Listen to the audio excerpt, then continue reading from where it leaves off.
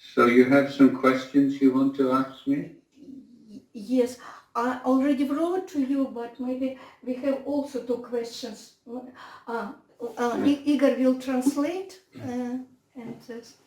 Yeah, okay. So I saw the questions. If I can remember them correctly, the first one was about the 4 right efforts in daily life. Is that correct? Right. Yeah. Okay, so I think that the 4 right efforts provide a very good bridge between our practice in formal meditation and in daily life.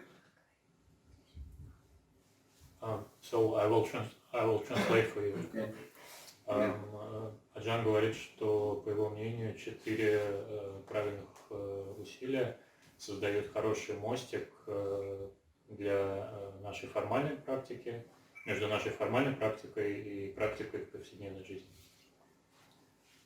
In the formal meditation practice, we try to establish a relationship with our meditation object such that the unarisen, unwholesome dhammas, in this case the hindrances, will not arise.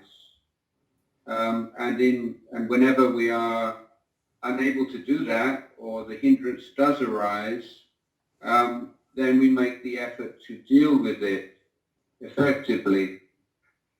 At the same time, we are seeking to cultivate the 7 enlightenment factors, beginning with mindfulness, which are the wholesome dhammas that we are seeking to introduce into the mind and to develop to maturity. So it is, I think, quite a useful way of looking at meditation techniques rather than putting them in the category of samatha or vipassana or whatever, but seeing them through this framework of the 4 right efforts. Аджан говорил о том, что дело в том, что в нашей формальной практике созерцания мы, если возникают неблагоприятные переживания, то мы делаем усилия, чтобы с ними справляться и устранить их. И в то же время мы делаем усилия, чтобы развивать 7 факторов пробуждения, включая факторы осознанности. И в целом развивать в себе в формальной практике здоровые качества, хорошие. И в этом контексте лучше разделять, рассматривать нашу практику не в разделении на випассану и шаматху, например. Sorry, could you please repeat the very last sentence?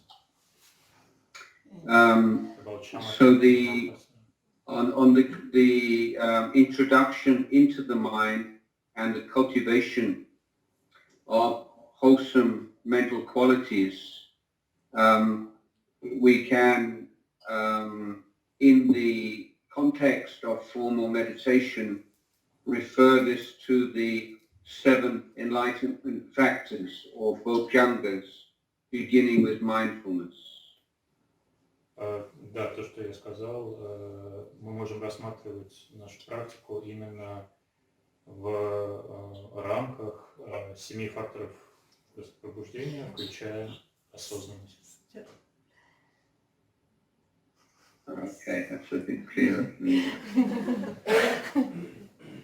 Is that okay to you? Can you see? Yes, yes, we can see you. But... Okay, I'm holding a telephone, so you're all very small. So, of course, the challenge for meditators is how to ensure some continuity between what we're doing in the meditation practice and our daily life. And it can be, I'm sure, as you know, quite frustrating. So I'm of the opinion that when we look at our practice in daily life, that using the four right efforts gives us a very useful framework. Я думаю, что все из вас могут понять, говорит Аджан, что может быть довольно сложно установить связь между нашей формальной практикой и практикой в повседневной жизни. И чтобы это делать, чтобы налаживать такую связь, 4 правильных усердия могут нам в этом помочь.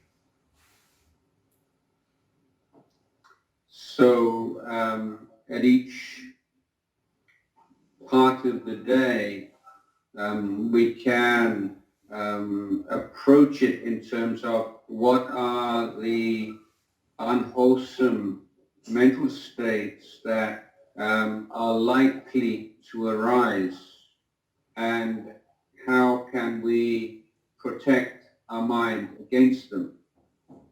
And if they do arise, then what strategy, what method will we apply to deal with them?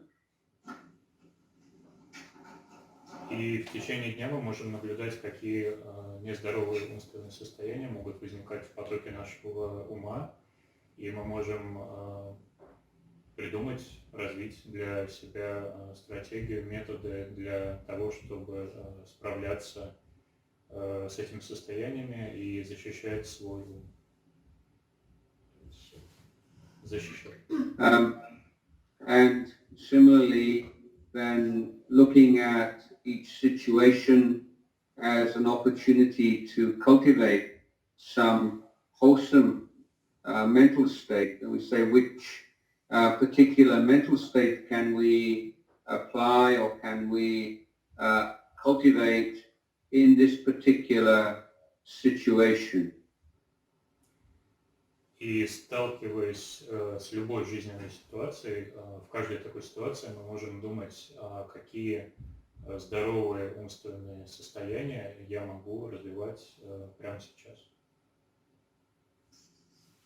So, for instance, if you're driving to work in the morning and you tend to get very irritated with people who drive carelessly or selfishly, or you get frustrated with traffic jams, then these are areas in which you can put forth effort. How can you maintain mindfulness in such a way that those kinds of mental states will not arise? Например, если мы ведем машину, и у нас появляется раздражение от других участников дорожного движения, которые ведут себя небрежно и плохо водят, или же раздражение от пробок, то тогда мы можем применять правильное усердие и подумать, как мы можем сохранить памятование, осознанность в такой ситуации. Or perhaps if you are in a meeting and you find it very difficult to maintain awareness when other people are speaking, or you feel very self-conscious, or you finding a lot of attachment to views and opinions arising, or difficulty in expressing yourself, then this kind of meetings can be a good opportunity for developing the social skills in how to communicate with others and letting go of sense of self in groups. So this is very important work that we can do. Или, скажем, если мы участвуем в встрече и при этом мы на нервах того, что говорят много других людей, мы все это слушаем, или мы несколько мнительны относительно себя, или сомневаемся в своих способностях, в том, что мы можем адекватно выразить свое мнение на такой встрече, и вот тогда мы можем пестовать, развивать в себе социальные навыки, учиться общаться в такой ситуации с другими людьми и при этом уходить от неблагоприятных, нездоровых переживаний.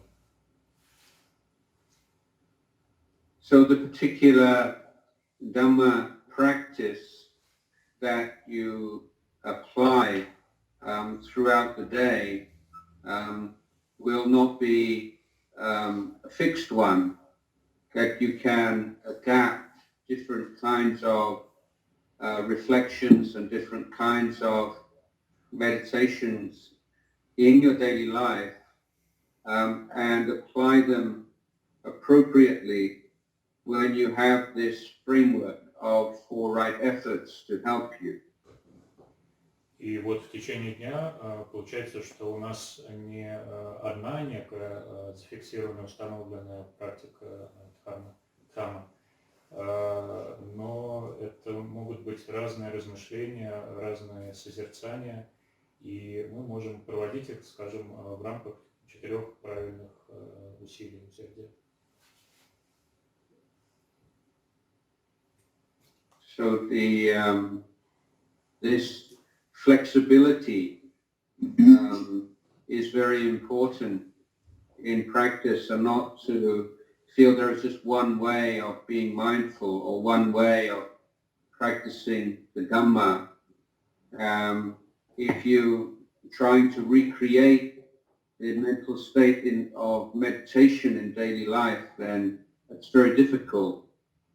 But if you are more open to dealing wisely with the challenges of everyday life, with the tools that the Buddha gave us, then there is a real sense of uplift and an enjoyable kind of challenge in every day. И вот если мы проявляем гибкость в нашей повседневной практике, если мы не считаем, что есть только один единственный способ практики дхамма и один единственный способ быть осознанным, если мы адекватно оцениваем все сложности поддерживания формального состояния в нашей формальной практике, в повседневной жизни, и при этом мы мудро обращаемся с теми инструментами, которые достались нам от Будды, вот тогда преодолевание таких препятствий действительно может приносить нам и пользу, и быть радостным. So are there any further questions on this point? Does anyone would anyone like to discuss this question any further? Есть ли по этой теме дополнительные вопросы?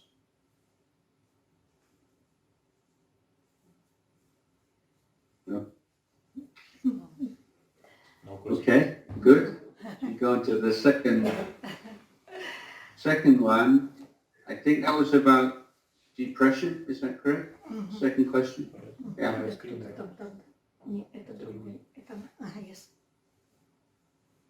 Yeah. Okay. So I think it's useful to make the distinction between chronic depression and just short one-off depression, which are often the result of some unpleasant experience or some traumatic experience. Вопрос следующий, мы двигаемся дальше. Вопрос про состояние депрессии, как практиковать в этом состоянии. Аджан говорит, что хорошо различать хроническую депрессию и кратковременную депрессию. Последняя может быть просто непосредственным результатом какого-то неприятного, травмирующего обстоятельства. My opinion is that sometimes life is sad. If someone you love passes away, you're separated from them, you lose your job or something like this happens, you're going to feel sad, and that's just normal, natural part of life. But in the present day, then everything is seen as like a medical condition for which you need to take some medicine. And I think that in many cases, what is diagnosed as depression is just quite natural, short-term sadness. Мнение Аджана в том, что иногда жизнь просто грустна. Бывают грустные периоды в нашей жизни. Например, если умер близкий человек, если мы потеряли работу, то, конечно, нам будет грустно, и это нормальная часть нашей жизни. И иногда такие переживания диагностируют как клиническое состояние и назначают лекарства в нашем обществе. И по мнению Аджана это неверно, это может быть иногда, это может быть просто реакция человека, просто его грусть после определенного события. But when there is a more deep-seated depression, then there may well be, or there can be some kind of genetic component, in which case sometimes some kind of medicine might be needed. But nevertheless, from Dhamma point of view, I think that the first point to make is that meditation practices are not necessarily the best way of dealing with depression. И до этого мы говорили о кратковременной депрессии. С другой стороны, есть более глубокая, глубоко засевшая в нас депрессия. И в ней даже может быть генетическая составляющая. И тогда лекарство действительно может приносить нам пользу. И мы должны понимать, что с точки зрения Будда-Дхаммы медитация не обязательно будет лучшим лекарством от такой депрессии.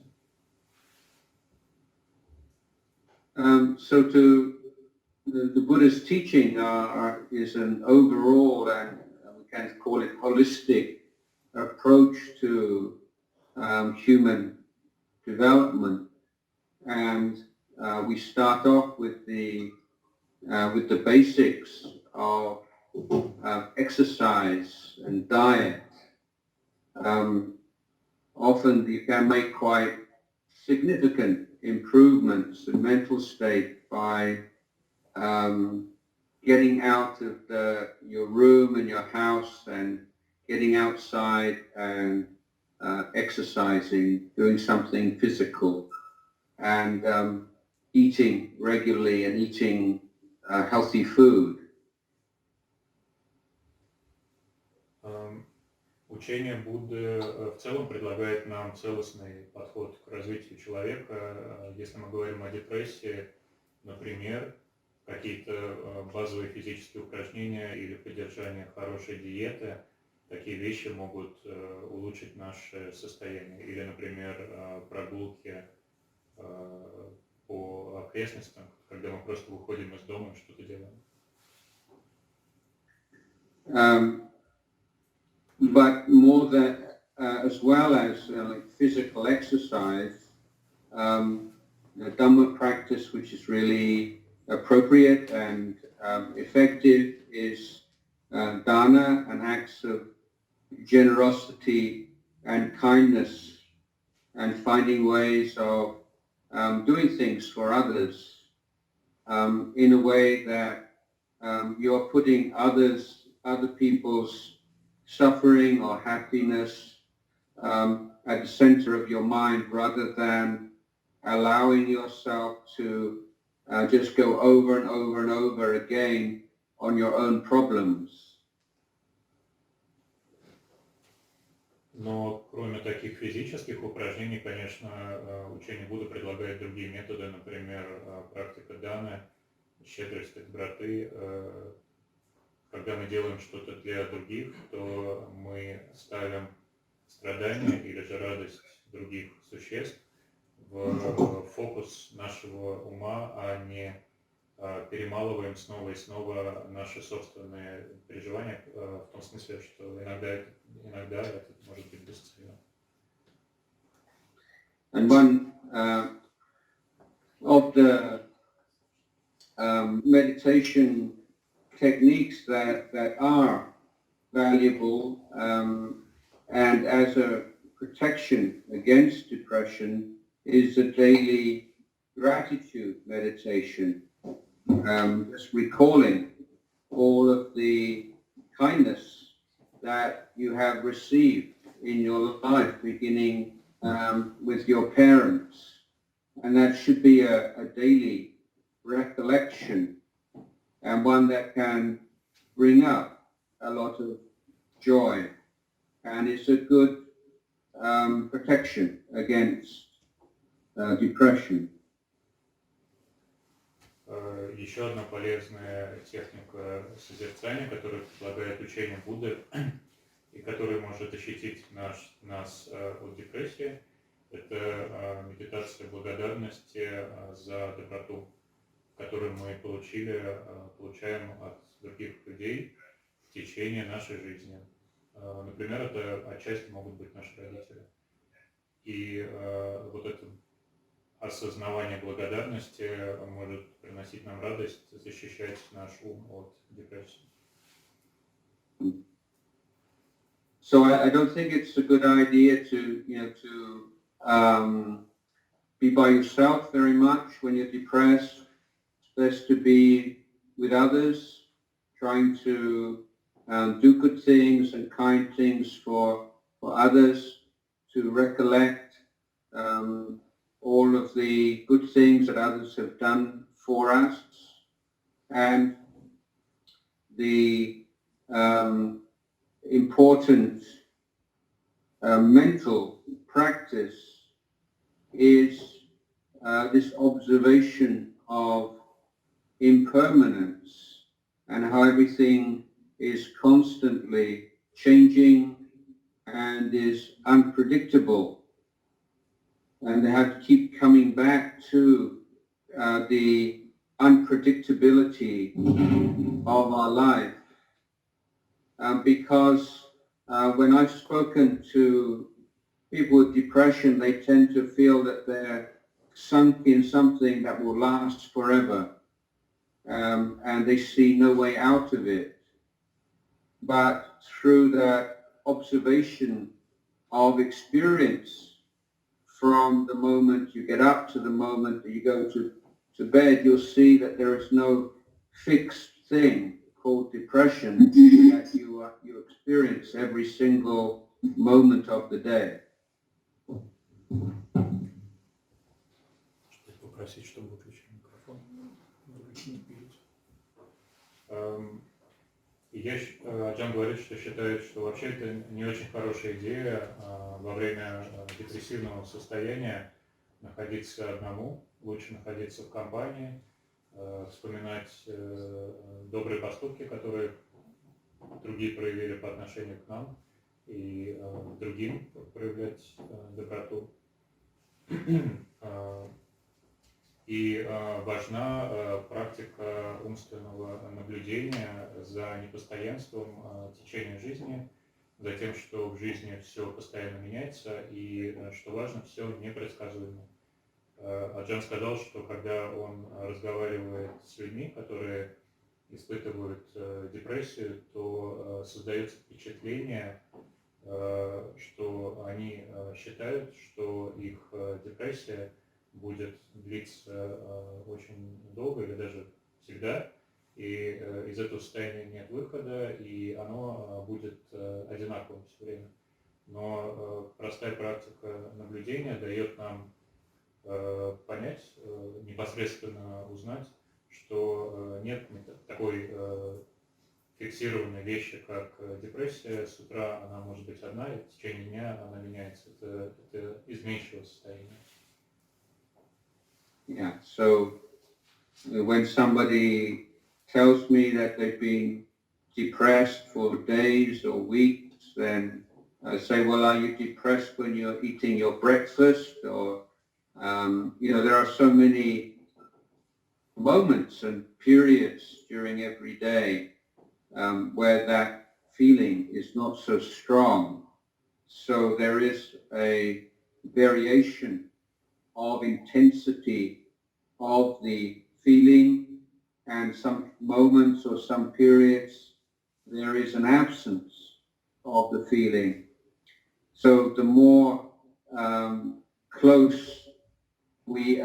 more closely we attend to experience on a moment by moment basis, then the less we can feel we are the prisoner of this thing called depression. И вот когда Аджан разговаривает с людьми, которые находятся в депрессии, то они говорят, что испытывают депрессию уже в течение многих дней, многих недель. Но ведь если мы посмотрим на наше умственное состояние в течение дня, скажем, за завтраком, когда мы едим, мы же получаем какое-то удовольствие. И все равно в течение дня есть какие-то короткие, пускай, но мгновения, когда это чувство ослабляется, интенсивность в любом случае меняется этого чувства, и иногда его даже нет. И чем пристальнее мы наблюдаем за своей депрессией, тем в меньшей степени мы становимся ее узниками.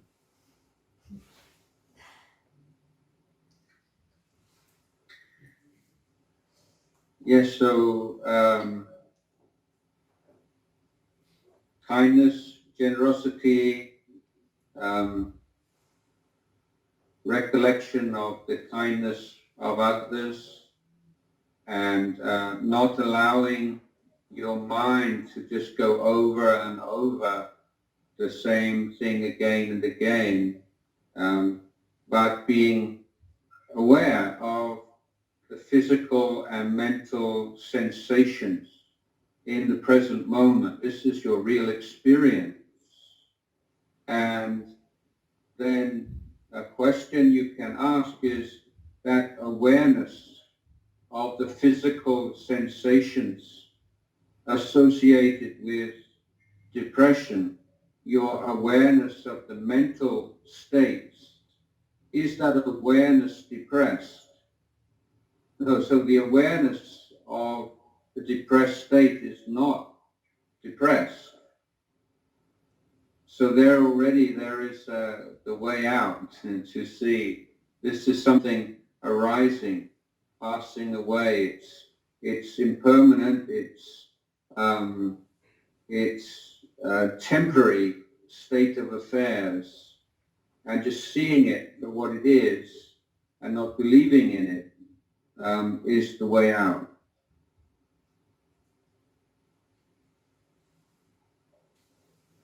Так вот, выходами из депрессии могут быть проявление добра, проявление щедрости, вспоминание того добра, которое мы получили от других людей. Также нам не следует давать уму прокручиваться вечно на одних и тех же темах, зацикливаться. Нам хорошо бы осознавать опыт в настоящее мгновение нашей жизни. И в то время как мы осознаем свои переживания в настоящее мгновение, хорошо задать такой вопрос. Это осознавание физических ощущений и умственных состояний. Это осознавание, оно подавлено, оно находится в депрессии? И, конечно же, нет, оно не находится в депрессии. И вот это тоже может быть выходом из депрессии непосредственно. Мы видим, что ощущения временные, и мы их наблюдаем и не верим в них как что-то постоянное и незыблемое. Очень важный момент, что они всегда можно видеть, как они возникают и проходят, возникают и проходят. Вот это вот волнообразная природа.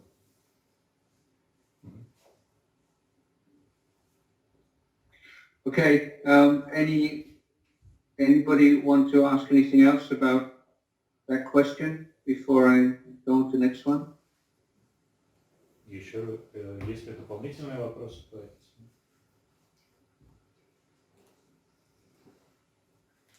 Okay, and number 3 was about my life. Is that right? Dana? Yeah. No, so I've been a monk now for 40 years, and I can't remember ever being really disgusted or feel bad about being a monk. I'm quite unusual in this, I would say. I mean, many monks obviously do feel this way, and many of them end up leaving. But for me, my conviction, my belief is that the life of a monk answers everything that I'm looking for in a way of life, a way of being a human being in this world. Nothing outside of the monk's life that I feel I'm lacking. So I'm very content. Следующий вопрос был про жизнь Аджана, про его жизнь как монаха. Там, извини, пожалуйста, там был такой вопрос, что, может быть, было когда-то, что ему не хотелось медитировать, или ему хотелось уйти из монахова, или там он был уже полон там монашеской. И Аджан отвечает, что он монах уже 40 лет примерно, и ему всегда нравилась эта работа. И это довольно необычно, что ему всегда нравилась эта работа, потому что часто монахам она начинает не нравиться, они уходят из монашества. И его убеждение в том, что жизнь монаха вполне отвечает всем его требованиям и всему тому дает ответы на все вопросы, на которые он искал ответы. И ему очень нравится этот образ жизни, этот как бы режим человеческого существования. Всего ему хватает, и всем он очень доволен. So in my own practice, then I feel blessed and privileged to be able to live within a form that the Buddha himself created to provide the most conducive conditions for the realization of Dhamma. В его практике, в его личной практике он чувствует особое благословение и считает это особой привилегией, то, что он может жить непосредственно в тех рамках, в той форме организации, которую создал Будда. И благодаря этому он может наилучшим образом воплощать дхарму в жизнь.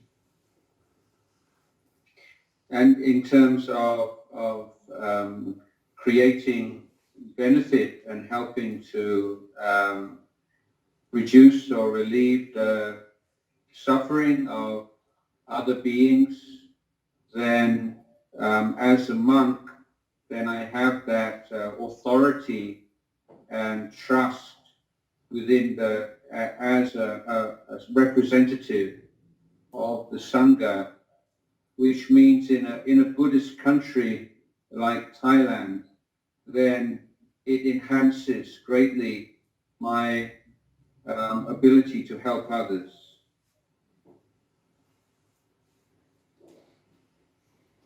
Что касается помощи другим существам,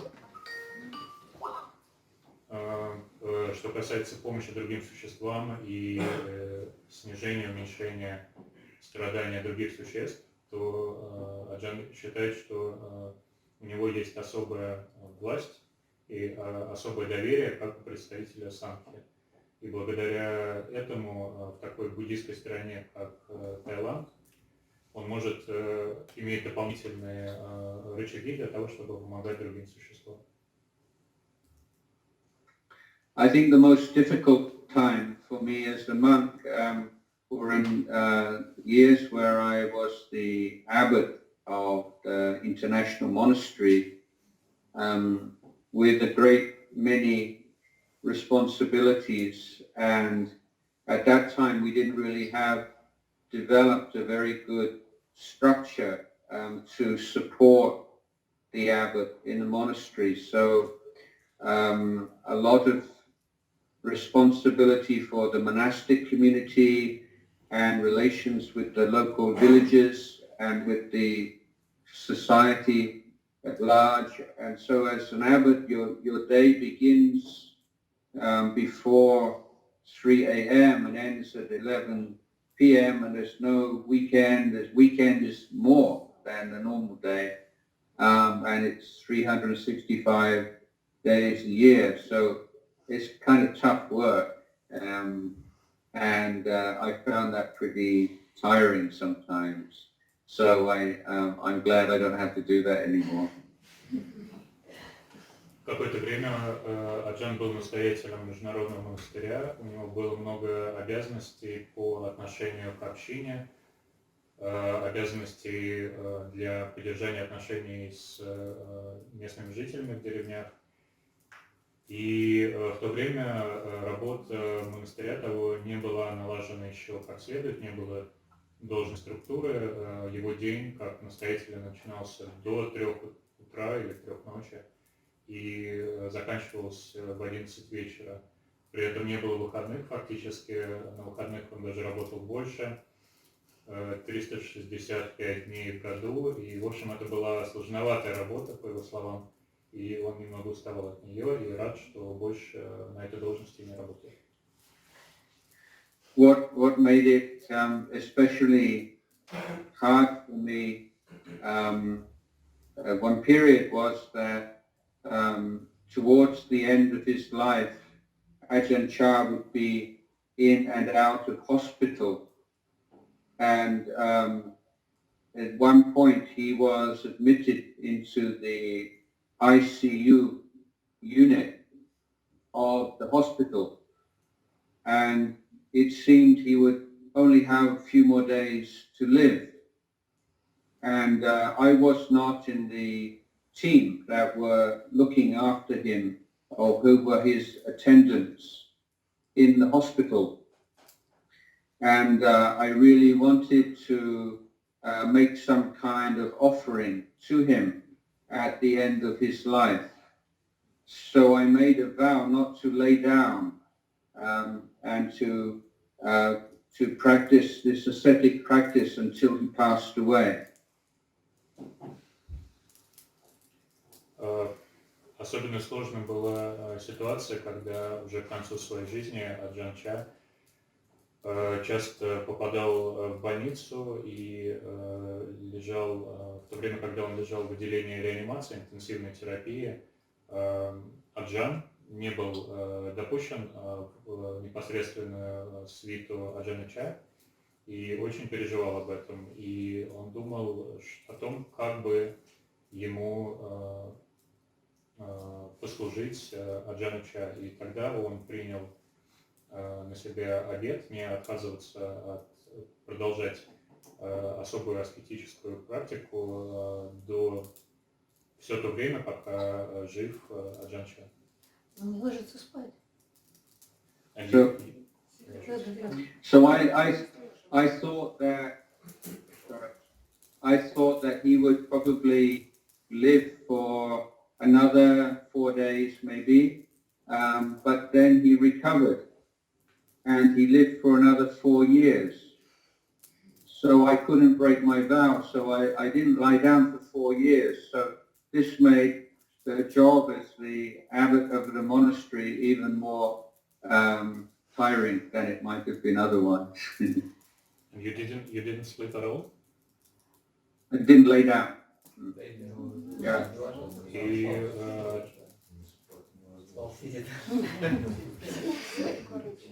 И Аджан в то время прикидывал, что Аджан Ча проживет еще, может быть, 4 дня. Но он поправился и прожил еще 4 года. И все равно Аджан соблюдал этот обет, который на себя взял. И еще 4 года не ложился во время сна, не ложился в горизонтальное положение. И благодаря этому его жизнь и работа как настоятеля стала еще сложнее.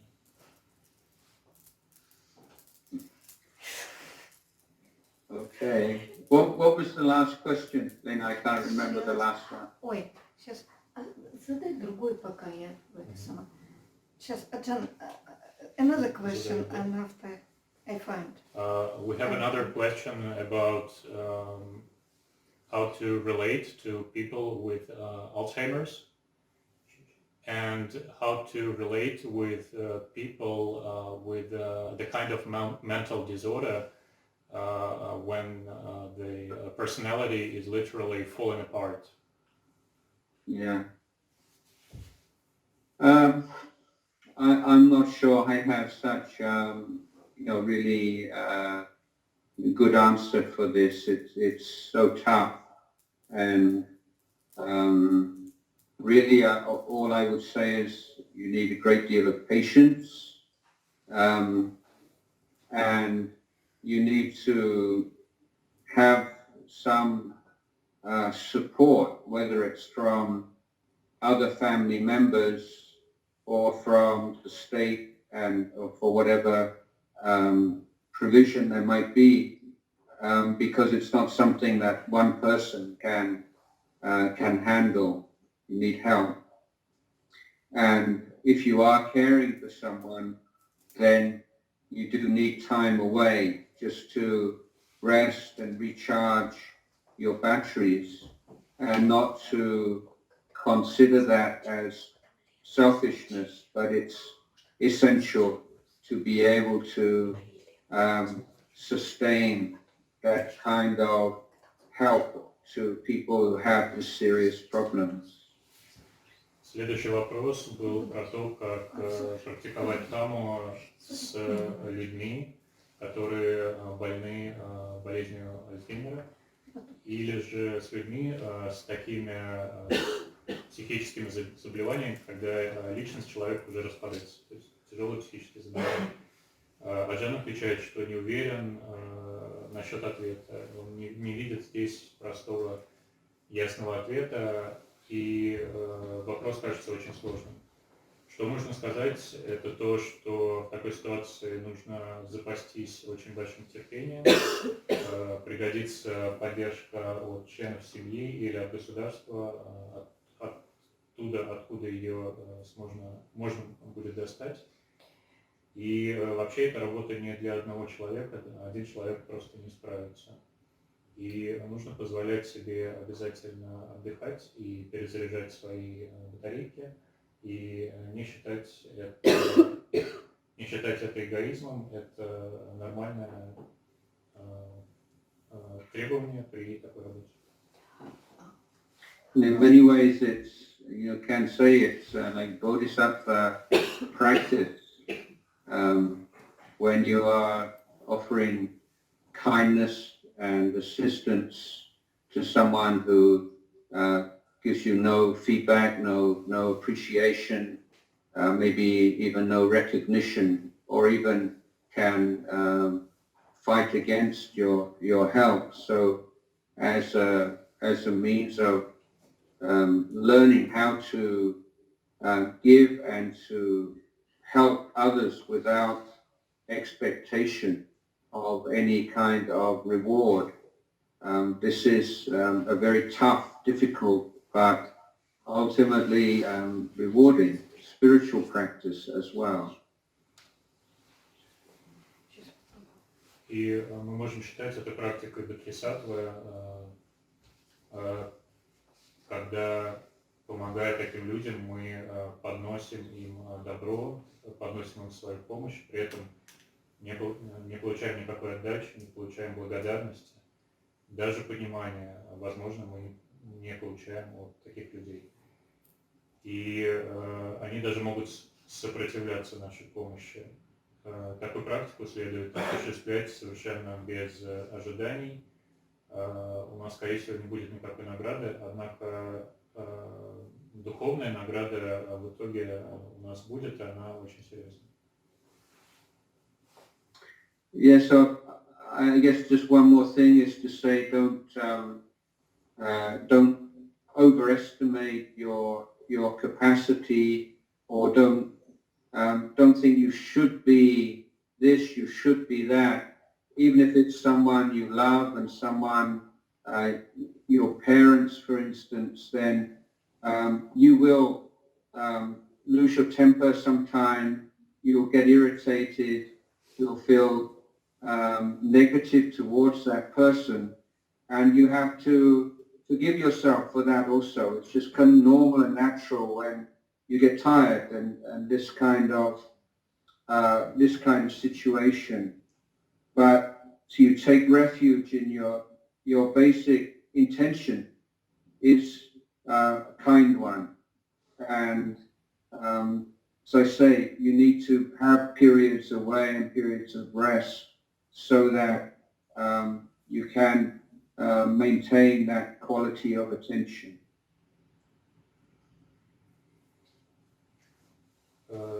Еще одну вещь хотел бы добавить Аджан. Нам не следует переоценивать свои возможности, оказывая такую заботу. И при такой заботе должно быть поменьше «я должен». Даже если мы помогаем самым любимым людям или нашим родителям, все равно мы будем испытывать раздражение, будут отрицательные эмоции, мы можем срываться на людей. И при сильной усталости это вполне нормально. Мы должны поддерживать силу нашего прибежища в основном нашем намерении, доброте, и все равно позволять себе регулярный отдых. Отдых необходим, чтобы поддерживать качество такой заботы.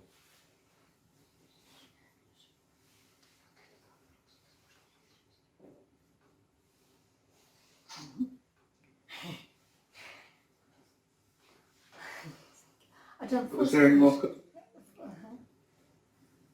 Yes, we have fourth question. Fourth, yes. The question is impermanence the consequence of interdependence? Oh, yeah, okay. One would answer no.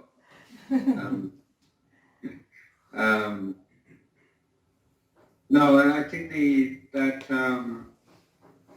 that teaching of interdependence, it's, I think, very, very beautiful teaching, but it's one which we associate much more with the Mahayana philosophy. But from our point of view, from Theravada point of view, then impermanence is a characteristic, a natural characteristic of all existence, and that the flow of impermanent phenomena is not fixed, that it is dependent on causes and conditions and volition. So when we look at this flow of phenomena, we are looking at it in terms of the Four Noble Truths. What are the causes and conditions, the connection between defilement and suffering? What are the causes, the conditions, the connections between virtues and wholesome dhammas and liberation from suffering?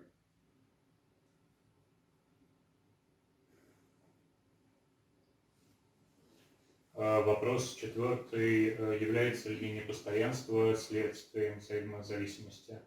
Ответ нет. Учение о взаимозависимости – это прекрасное учение, но оно скорее присутствует в Махаяне, и поэтому Аджан не будет комментировать. С точки зрения Тхеравады, непостоянство – это естественная характеристика существования. Поток непостоянных по своей сути явлений не является чем-то зафиксированным, он самодостаточным, он зависит от причин и условий и от проявлений воли. И мы можем рассматривать поток явлений в рамках 4 благородных истин, скажем, рассматривать связи между неблагоприятными состояниями ума и страданиями, и наоборот, от благотворных состояний ума и счастьем, и освобождением от страданий. So when we reflect on, we contemplate impermanence, then our focus is on the fact that there's no controlling figure, there's no ownership there, and that if we grasp onto any feature in that impermanent flow as being self or belonging to self, then we will suffer. That if we learn how to let go of this attachment and this taking ownership of impermanent phenomena, then we will be free of suffering. Размышляя о непостоянстве, нам следует сфокусироваться на том, что в потоке непостоянных явлений нету никакой контролирующей фигуры, нет владельца, иными словами. Если же мы цепляемся за какую-то определенную черту потока явлений, как за самость или как за что-то, обладающее самостью, тогда появляется страдание. И наоборот, если мы не цепляемся, то страдания не возникает. Is that clear? Это понятно? Интересно.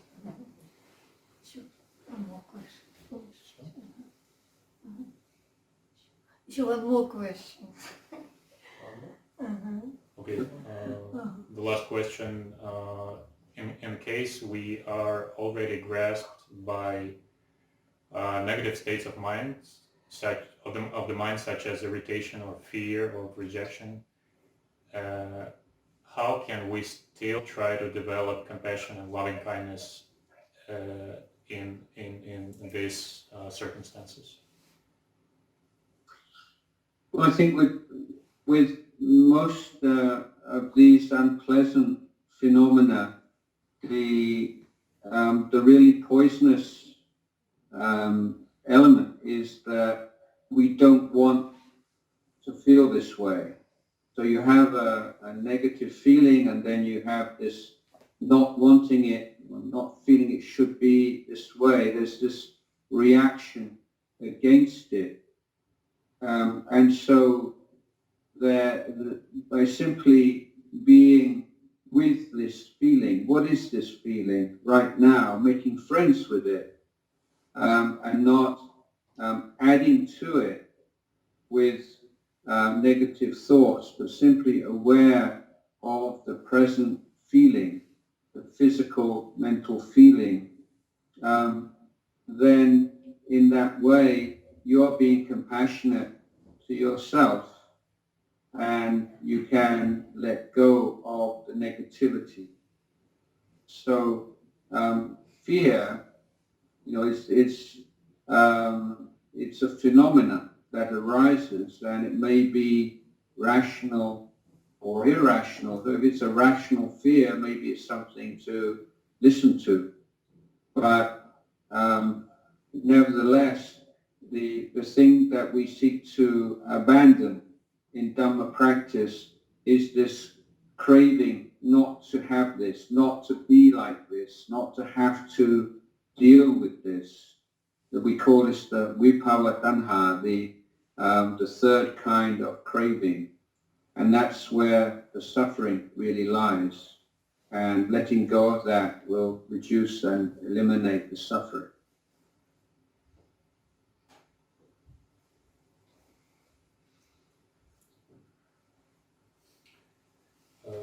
Вопрос был, если мы уже захвачены отрицательными эмоциями, то как нам практиковать в такой ситуации, как все равно пытаться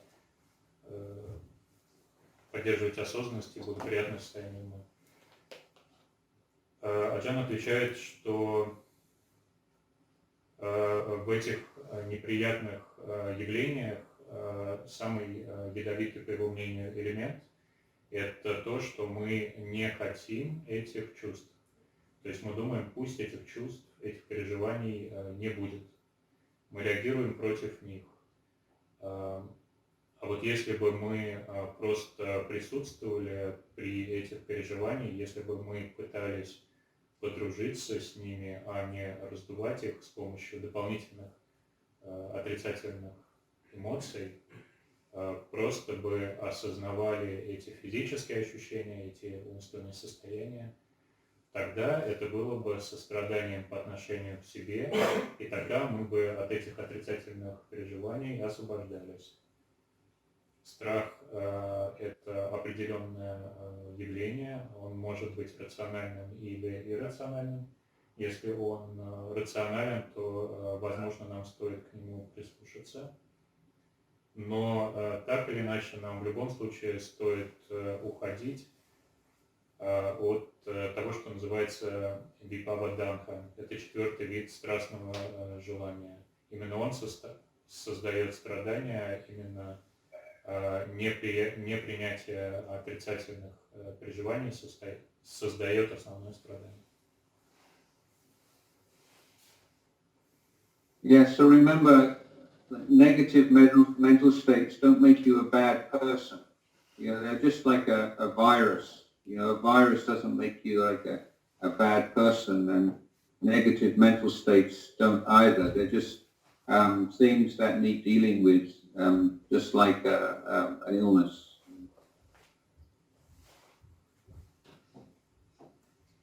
Надо помнить, что отрицательные состояния не делают нас плохими людьми.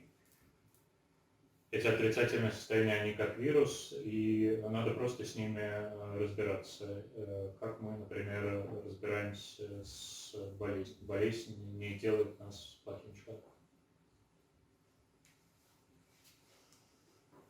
Okay.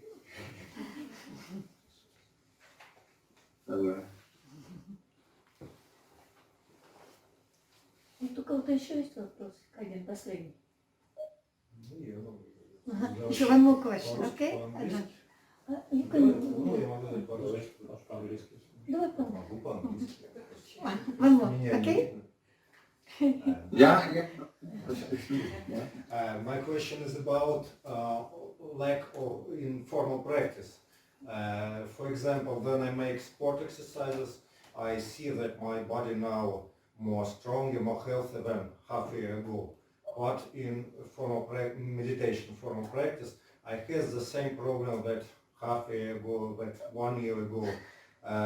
First 15 or 30 minutes, I have thoughts, and I try to back my mind on meditation object. And after that, I have pain in my legs and my back. I think all people have the same problem. Before I can't see any progress, and I feel that I lose motivation for meditation practice. What can you advise about this situation? Sorry, I didn't pick up all of that. Could you just summarize that question for me? It's Давай еще. Давайте Просто коротко. найти. yeah, no, the Okay, so the gentleman compared his meditation practice with physical training, and he said that he has not been observing much progress in his meditation practice in the recent months and years, and he's losing motivation. He's still feeling he's still experiencing a lot of overwhelming thoughts and emotions, and there is still pain in the back and in the legs. Yes, and he's basically losing motivation. What can be done in this situation? Yes, good. Well, first of all, big picture, you've been accumulating defilements for millions and millions and millions and millions of lifetimes. So Dhamma practice for a few years, this is long-term approach. Secondly, it doesn't mean that when we become good meditators that we no longer have any pains in our legs and our backs, but we are hopefully we are developing an ability not to suffer because of the pain. We make distinction between pain and suffering, and we can experience pain without suffering. Before the Buddha passed away, there was one occasion where he said to Venerable Ananda, his attendant, my back is really hurting tonight. Ananda, I'm going to go and lay down. You can finish the talk for me. So even the Buddha, he got backache sometimes, It's not like you have a perfect mind, you get a perfect body as well.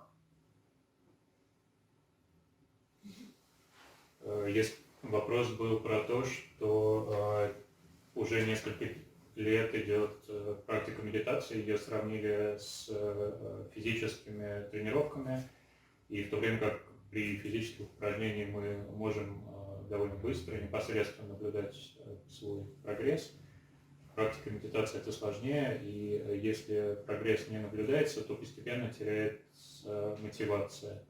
И также мотивация теряется из-за того, что продолжаются беспокоящие мысли и переживания. Опять это боль в спине, опять это боль в ногах и так далее.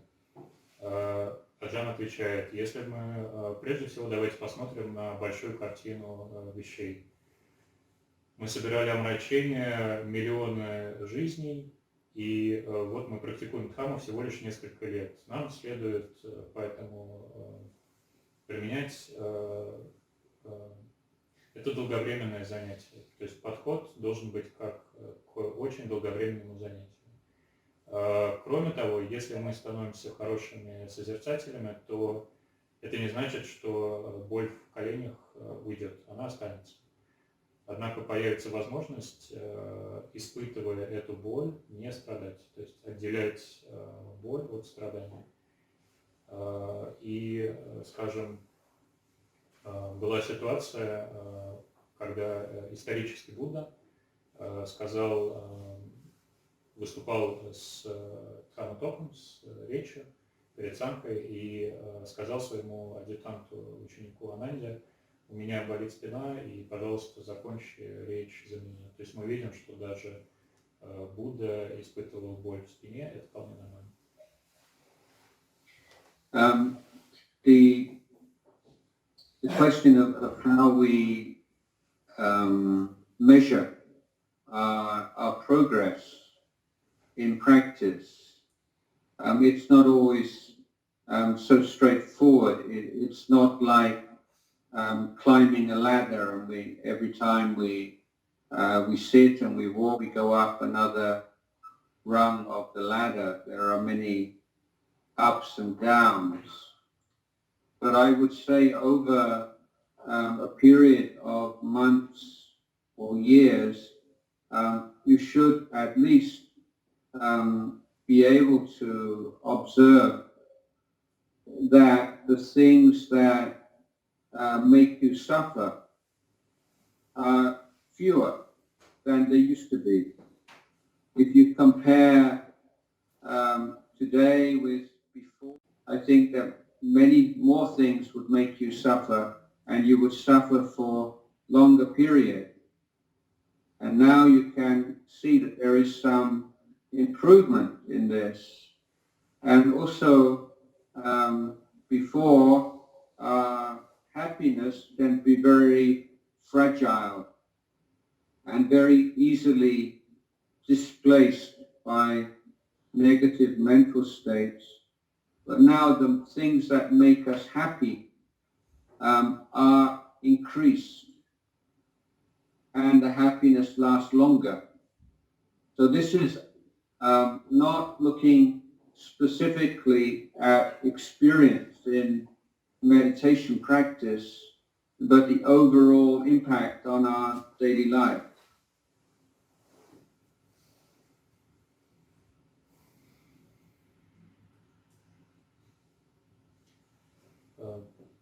Кроме того, остается вопросом, как нам измерять продвижение в своей практике, как измерять этот прогресс. Этот прогресс не всегда прямолинейный. Это не то, чтобы мы взбирались на лестницу и все время ползли вверх, вверх и вверх. Мы делаем по ходу своей практики много шагов вперед и назад. Всегда есть взлеты и падения. Однако при этом можно сказать, что за месяц и за годы, если мы все это время практикуем, то мы уже должны бы различать и замечать, что меньше вещей приносят нам страданий, чем раньше. Что в целом наша жизнь стала лучше, чем раньше. И что если раньше наше счастье было достаточно хрупким и легко переходило в отрицательное состояние, то теперь больше вещей приносят нам радость, наше счастье при этом длится дольше. И можно сказать, что именно таким влиянием практики на нашу повседневную жизнь мы эту практику и измеряем. So if you have your main meditation session in the morning, first thing in the morning, then afterwards be very observant of its effects. So if you find that you're a little bit more mindful, a little bit more patient, a little bit more kind, a little bit, and then that's seeing those small changes, increases in quality of life, then that gives you some encouragement. If you only make your main meditation in the evening, then you go to sleep afterwards, and then the next morning it's like a new chapter of your life, and it's not so easy to see the beneficial effects as it is from the morning session. But the more you observe, the more you see, the more encouraged you will be.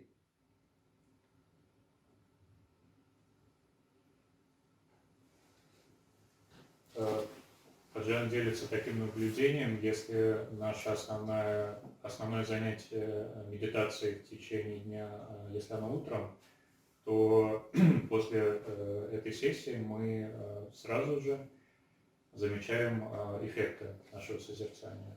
Мы становимся чуть-чуть более осознанны или терпеливы, или чуть-чуть более добры. И в целом эти маленькие улучшения, они улучшают качество нашей жизни. Если качество жизни улучшается, это нас подбадривает.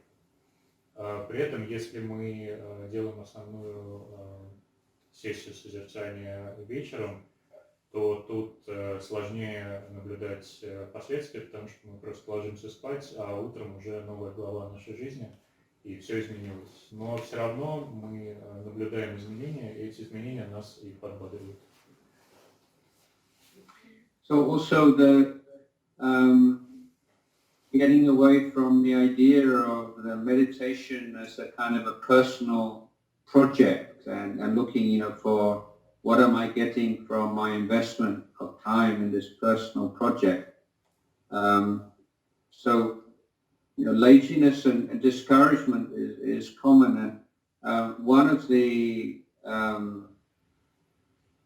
remedies in the school nearby, in which I'm an advisor, there is a social media group of teachers and pupils, and this time of year they all meditate as an offering to me, and every day they post how many minutes of meditation they made their offering to their teacher last night or this morning. And then on my birthday, they present me with a card with how many hours, accumulated hours of meditation that everyone had made in the preceding weeks and months. But this idea of practicing as an offering and as something that you're giving to the world, and you're giving to your teacher, or you're giving to those that you respect and revere, brings up a lot of energy that may not be there if it's just like something for me. Sorry, I didn't quite get it. Is it like an ordinary school, or is it a Buddhist? The Buddhist school, yeah. So it is a department of your monastery? It's a school that I'm the spiritual leader of the school. Yeah. Кроме того, нам следует уходить от идеи, что медитация — это наш какой-то личный проект, и уходить от таких размышлений, что я получу от этой инвестиции своих усилий, своего времени, что же я наконец получу. Если будем так относиться, тогда будет лень. Лекарством здесь может быть другое отношение, когда мы относимся к созерцанию как к подношению для человека, которого мы любим и уважаем. Например, есть буддистская школа, в которой Аджан является духовным советником. И вот группа учителей и учеников регулярно проводят созерцание, и они записывают в своих дневниках, сколько минут в день они проводили медитацию. И потом, соответственно, это мотивирует их продолжать. На день рождения Аджану подарили такой график, на котором было указано, сколько минут кто медитировал, сколько в итоге мы медитировали. Хорошая идея. Ну что?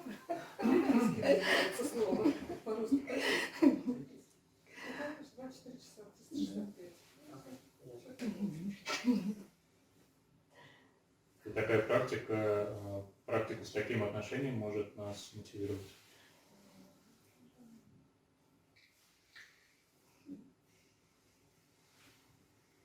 Okay, that's probably enough for this evening. Ajahn, just thank you very much. I just would like to say, how you teach me. May you continue to be our shade of the body tree and our shade of banyan tree forever. Thank you. I will try. Ajahn, this book. This is the Russian version. Okay. Yes.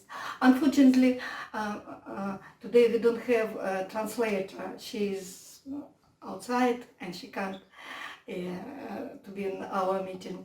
But yes, it's a lovely book. And yeah, wonderful. And yes, and we hope it will be like handbook for somebody, just for everyday, for reflection for everyday life. Sorry, my English. Good.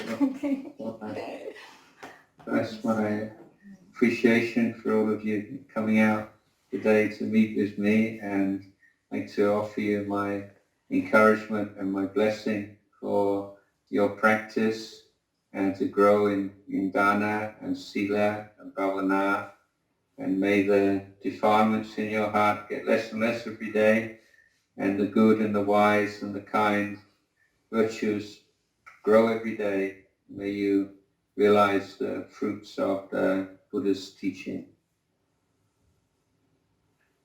Аджан говорит, благодарит за то, что мы посвятили время встречи с ним.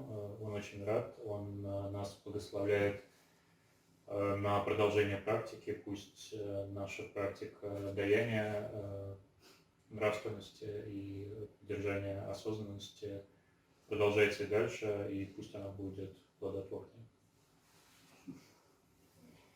Okay. Это сделаем So потом. say bye to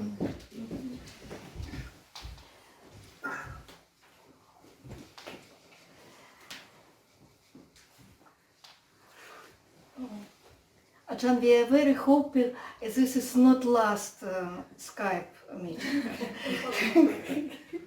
Okay. I know Yeah, you're I'm not- very busy. I'm not used to this. It's a little bit strange for me, but it seems to be like it. Yeah. But, No, we are not, yeah, we might. not often, but sometimes. Yes, okay. So, okay, guys. Tonight I just say goodbye. Goodbye.